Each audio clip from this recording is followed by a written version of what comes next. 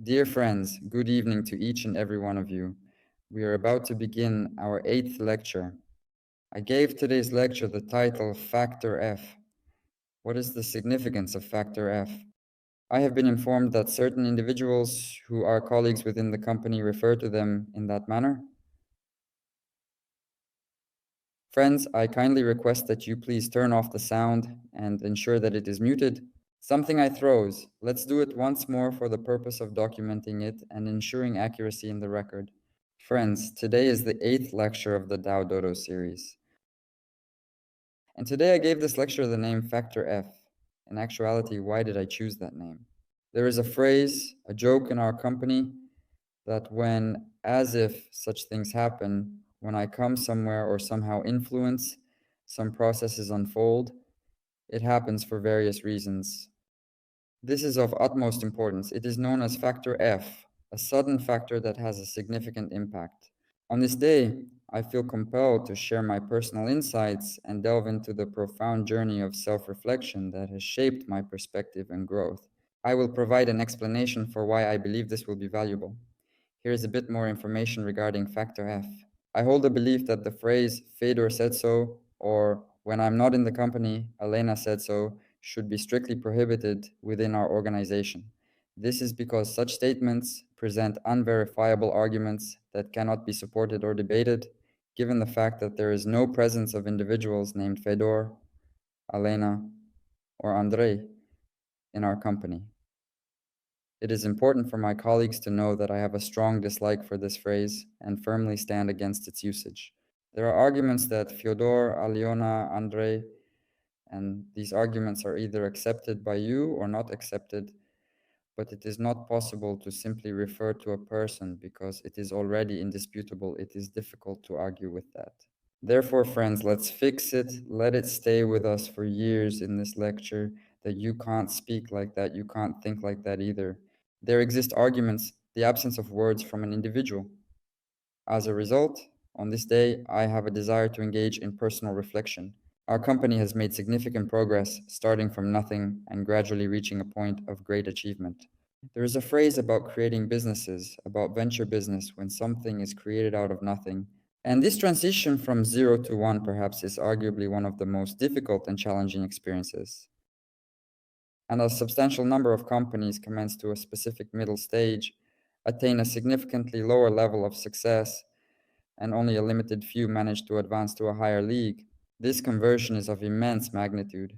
And obviously, on this path, we did something right, which greatly aided us in achieving such remarkable results from scratch without any resources that we have at our disposal today. Here you see this photo, 12 years ago, or maybe already 13 years ago. By the way, around this time, that is in November 2010, I came to St. Petersburg and worked for a short period of time at McDonald's to see from the inside how this outstanding company works, how the processes are organized, to catch all the insights. And here you see, I am standing with a mop.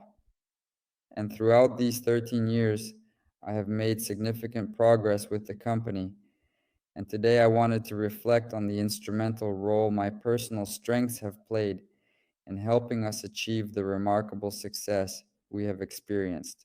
If you take a comprehensive look at everything, remove the unnecessary details, eliminate some obvious things like marketing and strategies, I also wanted to reflect on some unique, from my point of view, the most important management methods and approaches that have greatly contributed to the growth and success of our company in a significant way. And personally, my strengths and, of course, weaknesses, it would be entirely incorrect and not in accordance with our approach to solely discuss strengths, whether they have helped or hindered me in the realm of business. Regarding weaknesses, these were challenges requiring attention to be addressed, which needed changing. Why do I believe this is important? I desire what I'm about to inform you to be valuable to you.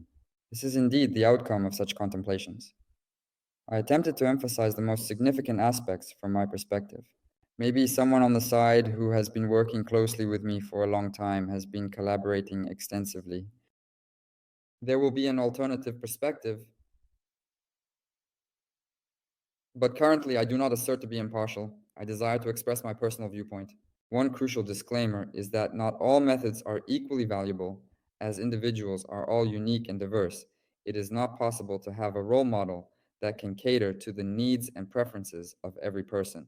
Everyone has different competencies, characters. It is necessary to understand their strengths, purpose. So I am going to talk about myself.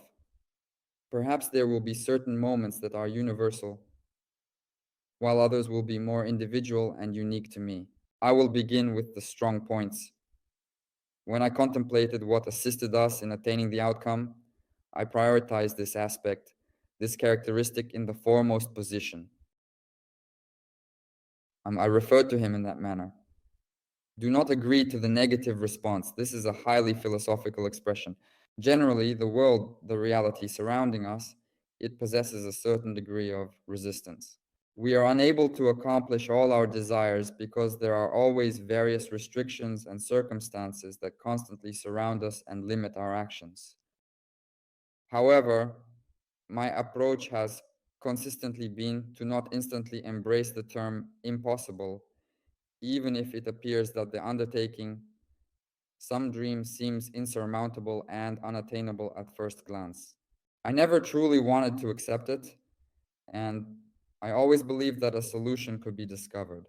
And in principle, friends, the bold concept of constructing from Syktyvkar from the very inception, this idea had already been in existence. The significant concept propelled our company to establish a national champion. She appears to be an unattainable goal. Now, in fact, I am speaking with various individuals, and one person believes that it will be extremely challenging for us to establish a worldwide company given the existing circumstances. I don't believe it. You know, the most important thing I want to say is that when we say no, we do not even give our brain a chance to think about a solution.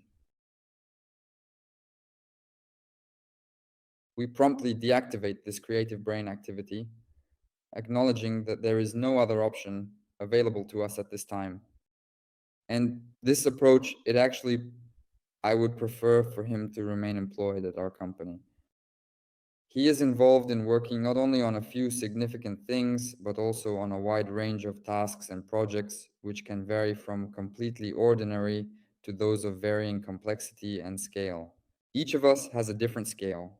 The difficulty is sometimes exactly the same, just the scale of influence. At different levels of responsibility, it is different.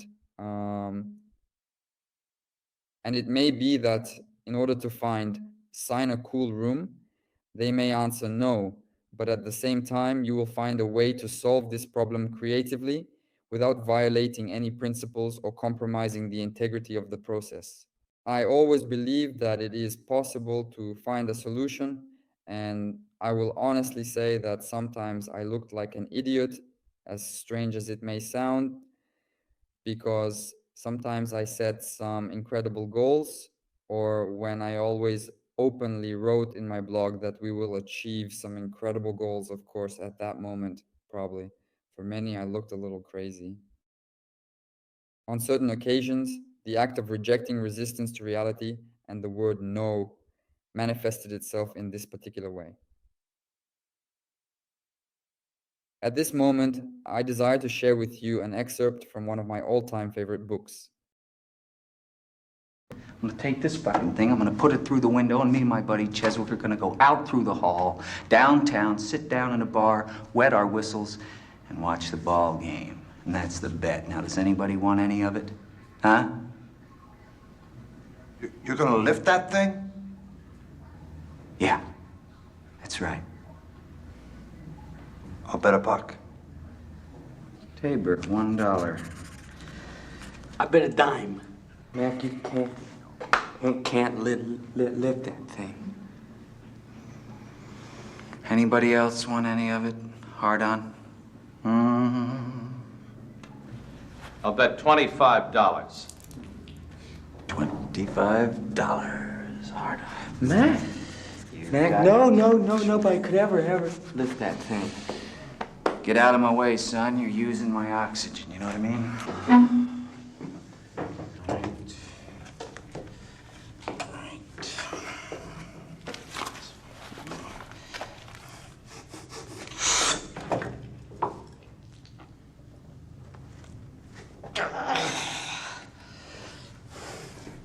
Given up? No, just warming up. Warming up. Warming up. This will be the one. All right, baby. Come on.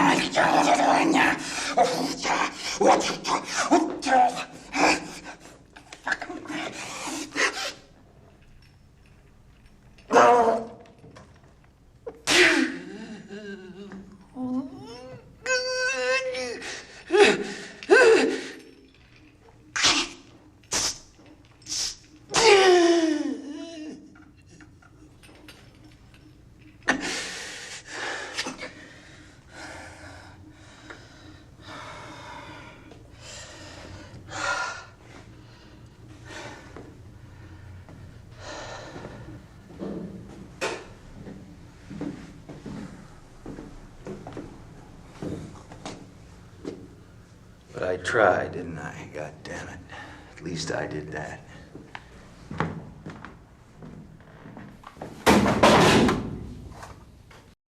Friends, this is a portion taken from the movie titled Flying Over the Cuckoo's Nest.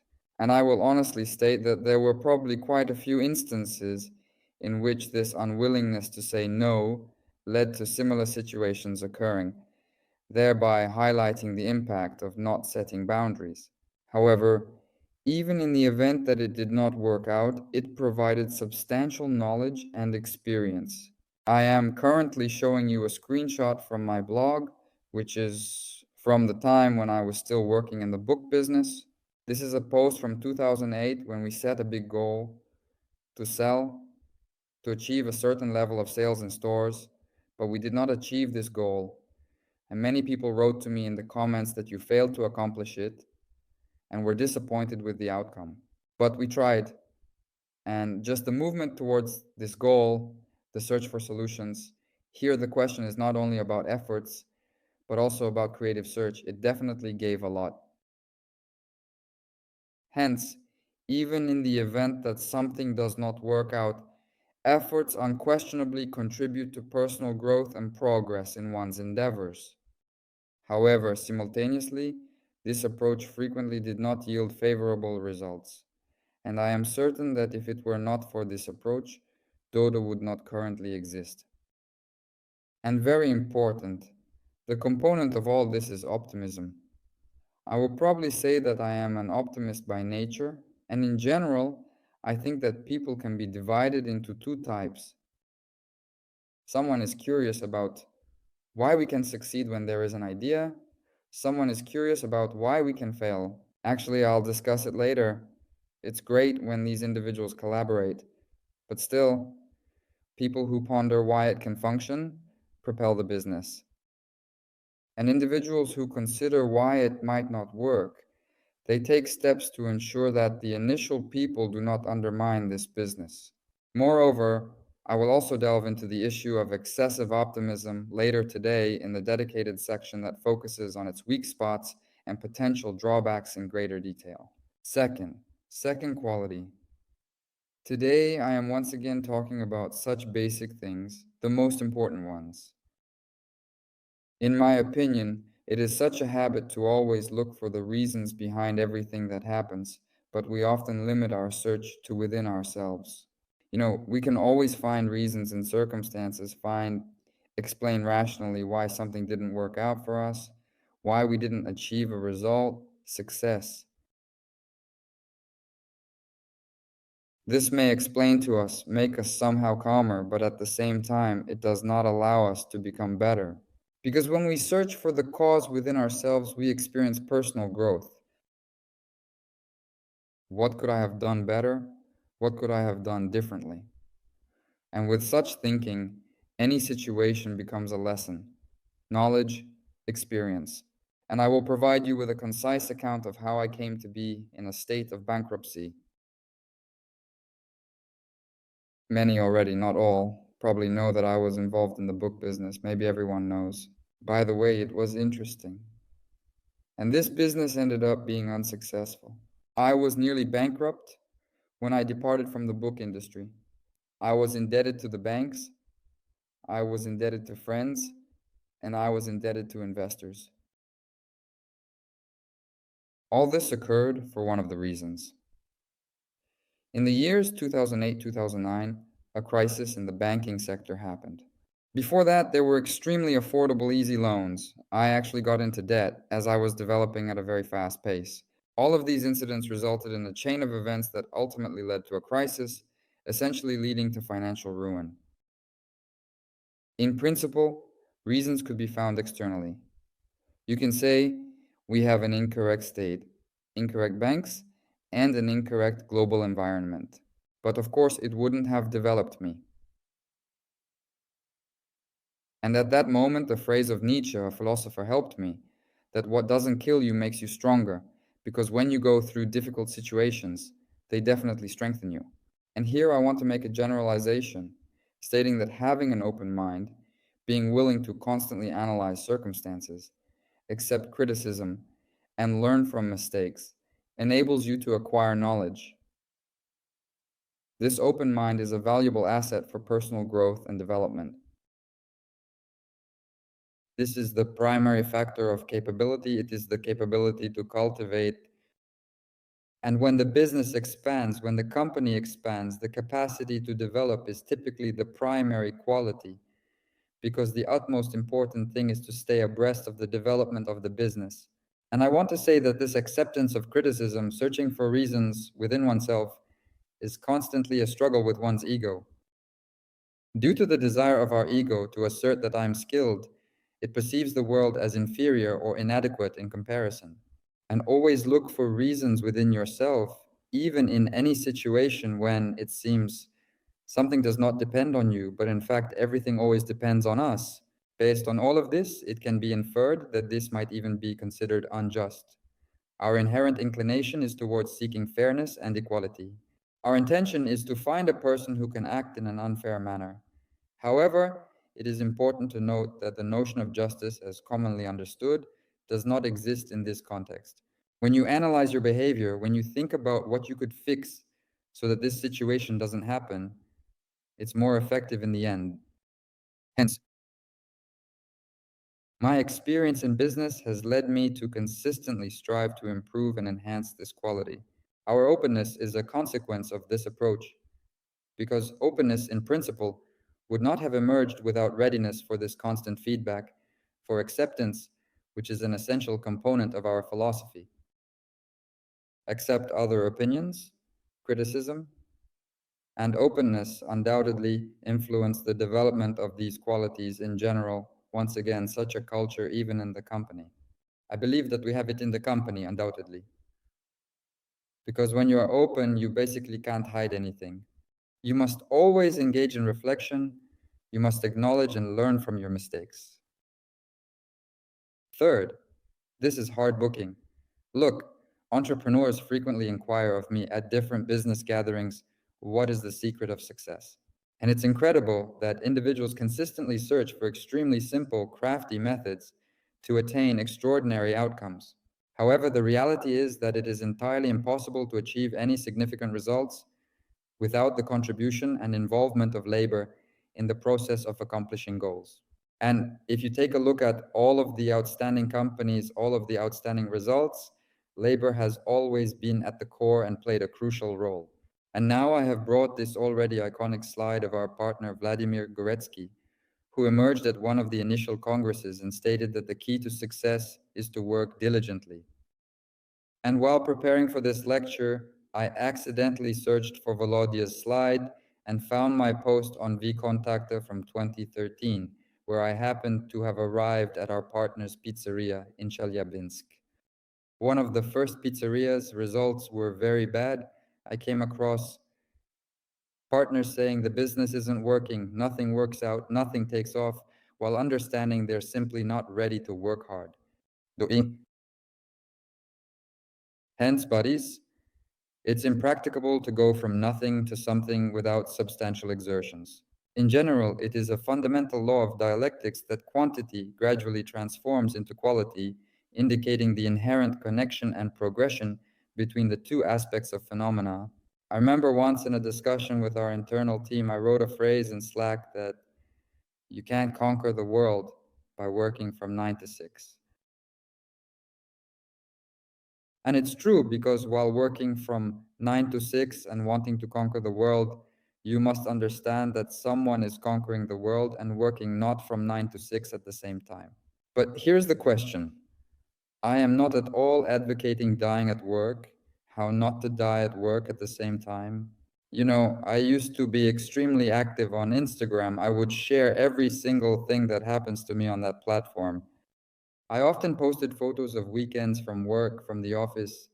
Here I am engaged in some interesting tasks, and people in the comments pitied me.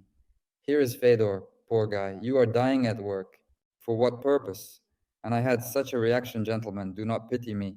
I am engaging in what I love. This is the thing that brings me joy. And in this place, I can confidently say that during that specific period of time, when we took this big step, I really had to put in a lot of effort and work tirelessly.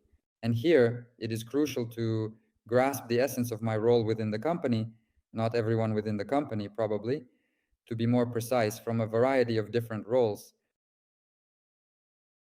It is not expected that until such breakthroughs, which require the same mode as I had at that particular moment. This is definitely a specific period of life when there is energy, when you are prepared and feel that you are prepared to do it. And of course, over time, I personally understood that it is necessary to learn to find a balance. Even in the highest league game mode, when effort is demanded of you, your efficiency gradually increases. You learn to solve many things more rapidly than you did before, and you acquire the ability to handle challenges with greater speed and effectiveness. However, that does not exclude the fact that if I am asked at this moment what one of the main factors of what we have created is, I believe that hard coding definitely comes into play. I used to say four when describing it. I called it the quality of action. You know, I believe that business is primarily practice. It is action. And despite the fact that I have always talked a lot about strategy, about ideas, business, it is not ideas in themselves, it is implementation. And we have consistently been a company of action. I firmly believe that it is imperative to always act, to thoroughly test everything in practice. Analytics, it is undeniably crucial, but only implementation provides genuine and actionable knowledge. You know, when we were going to the United States of America, many people asked me, Fedor, how much research have you done? What marketing team was involved in the research? What did you analyze there? When did we open the pizzeria? And I mentioned, buddies, we just went ahead and launched a pizzeria because only through practice will we discover what our guests truly desire and how the model will genuinely work. Despite our research, we grasped vital general concepts and took action as it provided real information. Practice and action were key in gaining understanding and obtaining tangible insights. Afterward, individuals were questioning, could it truly be accomplished in that manner? And I have come across the reality that an extensive quantity of information occasionally becomes an obstacle, because when you truly know a great deal, you may have the perception, the sensation that the world is so intricate that regardless of what you undertake, it is exceedingly challenging to execute. And this stops. And there is even a term, paralysis of analytics, when there is too much information and you simply stop acting under this information. However, in reality, I want to inform you and those who will watch this lecture later that things are not so complicated in the world. If you commence acting and gradually figure things out, you will gain understanding, and it is feasible to generate highly intricate things, because numerous companies were established from scratch, and similar things in our company. We constructed an IT system from scratch. When I initiated Dodo IS, I had a vague concept of the magnitude of a significant development and the significance of infrastructure. But we were not afraid, understood the logic, acted gradually. We have done a lot from scratch. Established a supply system in Russia as an exemplification of a project. When we initiated the undertaking, we had a limited understanding of it. However, in reality, you can perceive logic in everything. We visited another exceedingly challenging market in China. We figured out everything: how to open companies, how to rent premises, how to communicate with people. Although at first it didn't seem very scary, we just acted. I want to inform you that in the most challenging situation that I experienced in business, actions provided assistance to me. I have frequently found myself in the position of a perfect storm, particularly in my initial business, where I gained a wealth of knowledge. I made a deal, had a book business, purchased an abandoned premises where a distribution center was supposed to open, which was intended to be a warehouse for my book trading network. Currently, there's a banking crisis in America, and the bank is refusing to provide me with a loan. Bet I get a loan in a difficult situation, chief accountant and sales manager leaving simultaneously, problems with textbook supplies, used to supply textbooks to schools, incredible storm, remember thinking about what to do, decided I had developed a strategy, call it the garden strategy. Now here I am facing challenges. As a cheerful farmer, it's a strategy. I took action, burning everything in every direction. I realized the need to prioritize and start acting. I dig up every bed until completion, not moving on to another one, even in terrible circumstances. I don't move on until I finish one priority. Now I can drop my hands, but I just don't know what to grab. I need to decide and start acting.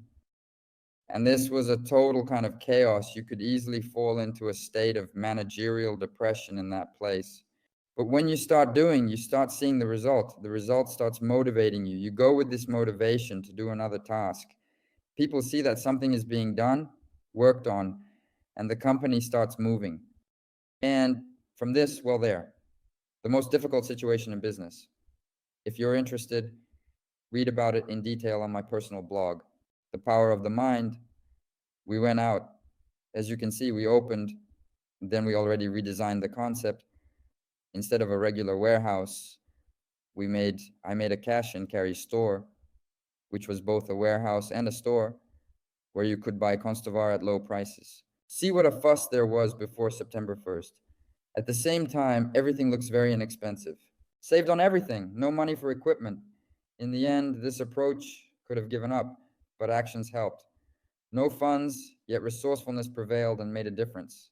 I later read a lot, heard some stories about extreme situations when people found themselves in hopeless situations on a raft at sea. And all those who managed to survive, it is evident that this is a form of survivor effect. But every individual who survived, they did not surrender. They took action in a similar manner, did not lose their motivation, did not succumb to any kind of stupor, took action, and provided assistance. Hence, my desire is for us to always remember the importance of analytics and planning, while simultaneously striving to be a proactive and action-oriented company that consistently takes decisive steps towards our goals, leveraging data-driven insights to drive our progress and achieve success in a dynamic business landscape. The fifth and final thing I highlighted today, I called it diversity. What does this mean? From my perspective, I have always deeply valued individuals who possess qualities and perspectives that differ from my own. For example, I have always regarded highly organized people with great incredible enthusiasm. I am not an exceptionally organized person, and I consistently make tremendous efforts to explore graphics so that I have a meticulous record of everything that I come across during my explorations and ensure that no detail goes unnoticed or unrecorded. I can do it, but it's not something that comes naturally, and it's something I've been developing my entire life, so people are not like me. I was extremely thrilled, and I consistently made an effort to attract not only individuals like myself, but also individuals who are completely different from me. And a strong team is exactly a team comprising individuals who are completely diverse from one another, yet they offer unwavering support to each other. Well, it is a banal thing, but I do believe it is the most crucial factor for the success of Dodo, the company. And definitely people who have some common ground. The most important foundation is common values, so that they can always find common ground and come to an agreement. At this particular moment, I have a strong desire to communicate to you, my dear friends, about a few crucial, from my perspective, methodologies in managing approaches that in all likelihood have a significant impact on how the company functions in the present day and the results we achieve as an organization. I would call it a certain management style of Fedor. Again, probably my colleagues from the outside can see more, but this is what I would like to highlight, what I have reflected on, what is the main thing from my point of view. So, first of all, people have always been important to me in organization and company. What does this mean? What processes, of course, they are very important, as well as analytics against action, but people and their real motivation are more important. That is, if the company has cool, right, motivated individuals who correspond to the company in terms of approaches and values, and these individuals have passion in their eyes, they genuinely want to do what they do, then these people can work even without processes. They will set up these processes themselves, and these people are ready for some flexibility, for changes. And a company that is primarily built on processes is much less flexible, let's say, for example.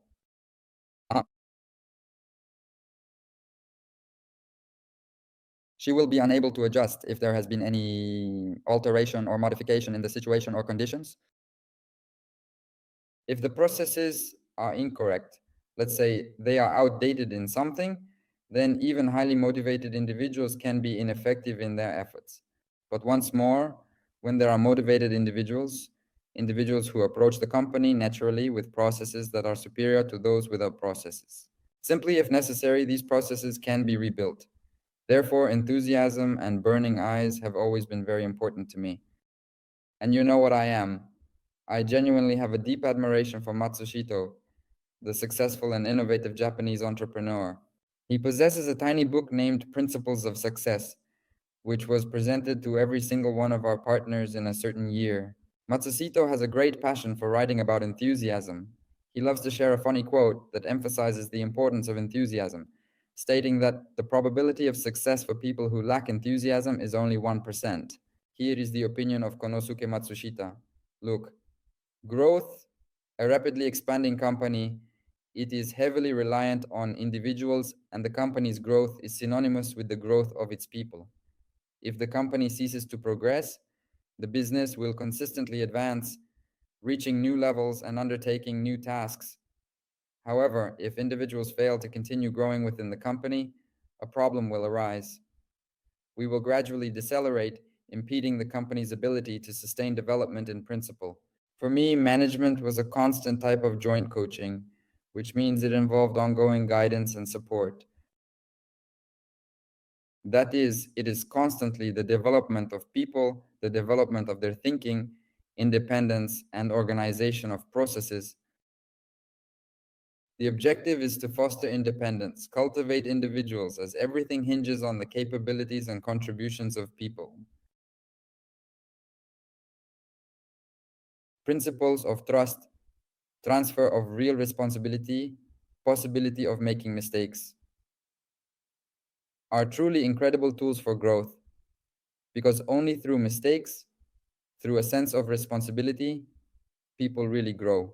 And support transfer of experience and assistance. The ideal company is a company comprised of autonomous individuals who know what to do. But, friends, here is an extremely significant phrase, very important, who also know what not to do. And what not to do is precisely some general knowledge, when everyone, besides knowing their own strategy, their own role, their own mission, also comprehends what the company as a whole does, where the company is headed, what the company is capable of, what the company is unable to do based on the company's strategy and based on its core values and guiding principles. My favorite phrase, likely, which I frequently restate, not to mention how long, but to provide the hours of the day. All of this is aimed at the development of individuals, because this is precisely micromanagement that is built on top of it in order to enhance people's growth. So you provide solutions for individuals and their personal development does not experience any growth. And you consistently talk about the significance of time.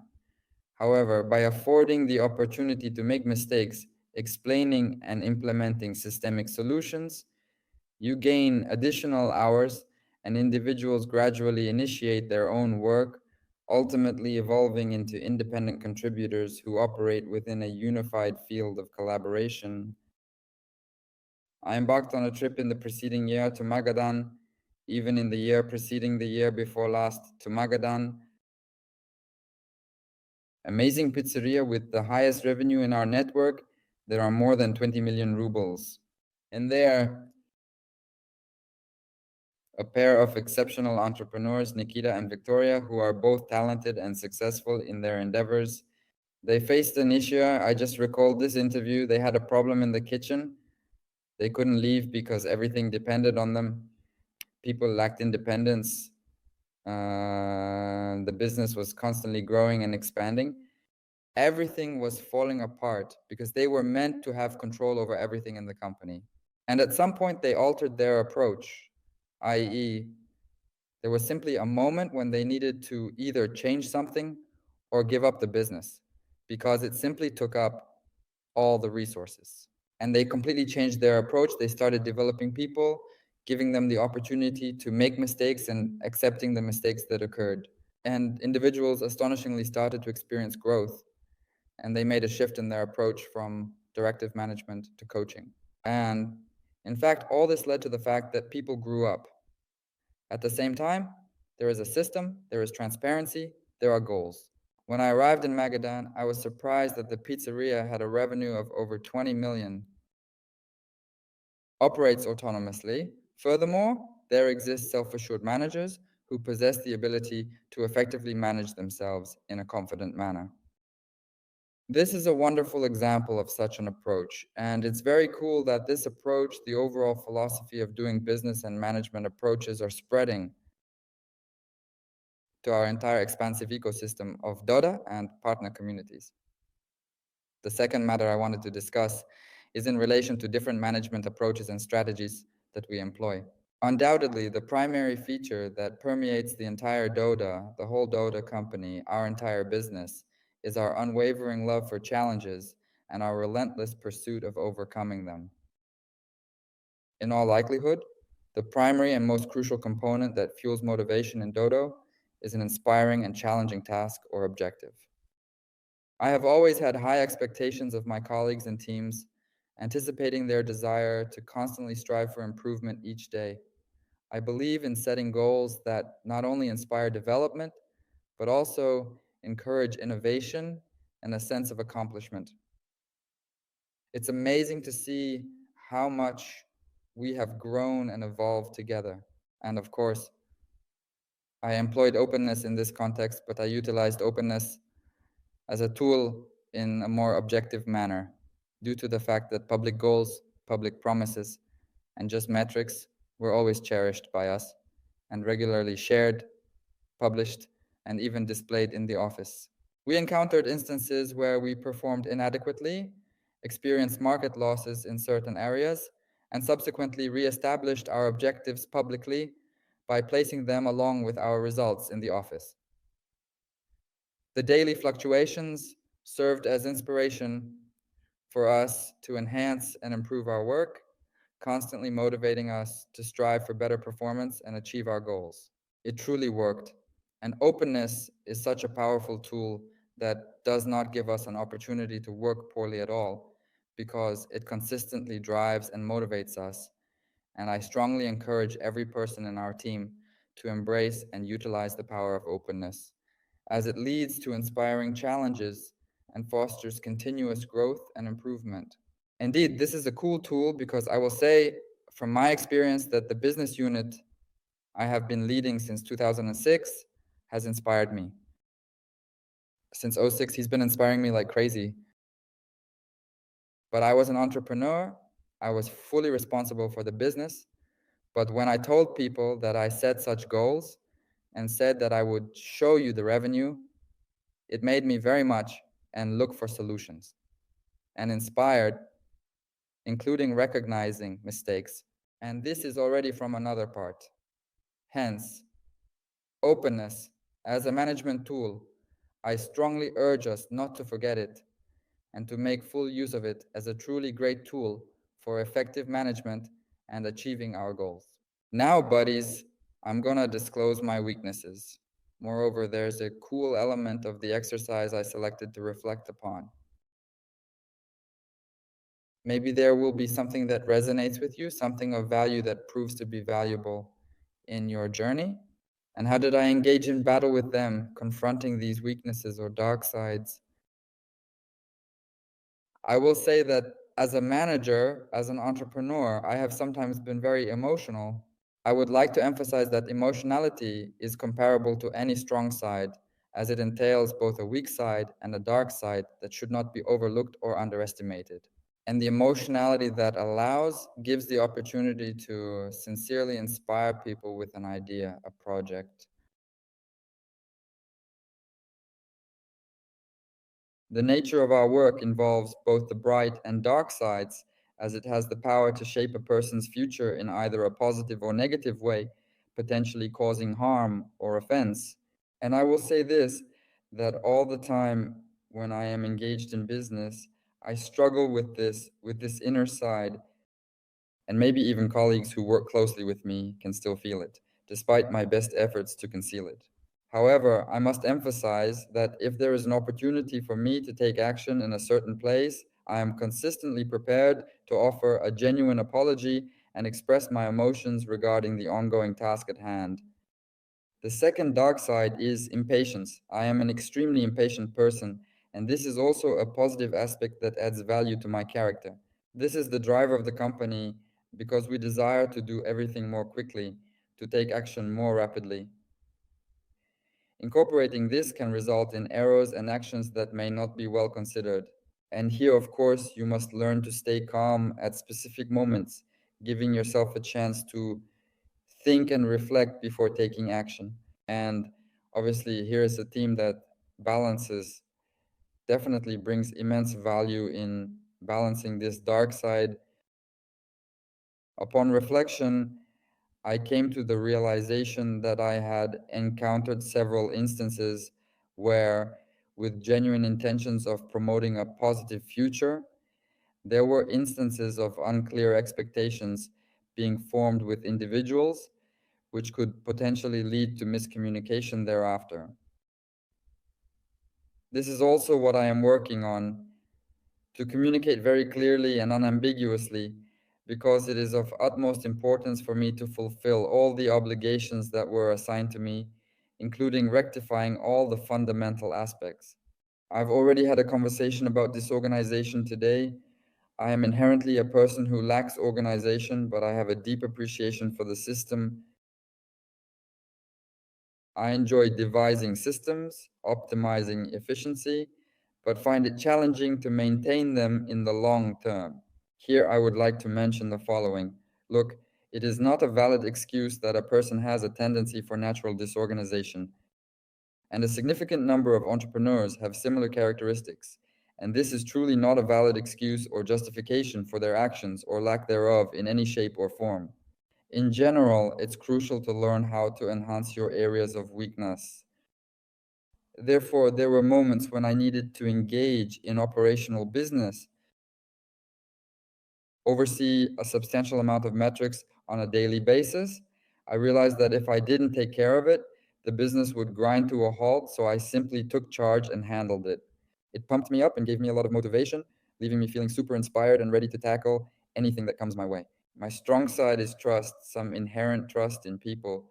But when trust is uncontrolled, it frequently leads to issues, because the question here is not even whether people can deceive or not.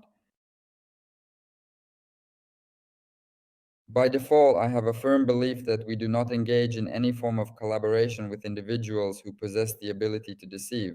If they don't deceive, we don't work. It's a question of human nature. That even a person, if they didn't create discipline, control for themselves, they can get off track. Therefore, healthy control is needed. And the phrase trust but verify exists not just for no reason. And I also comprehend this vulnerable side of mine.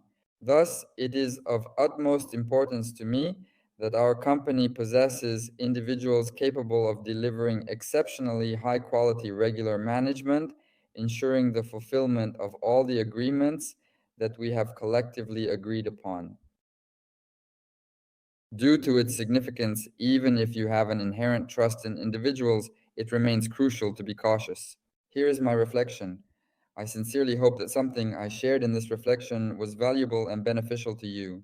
And for those who will watch the lecture sometime later, I really want openness, action, and unwillingness to speak to be accepted. It has been preserved in our company. We have been looking for ways here, creative solutions, and believed that no, nothing is impossible.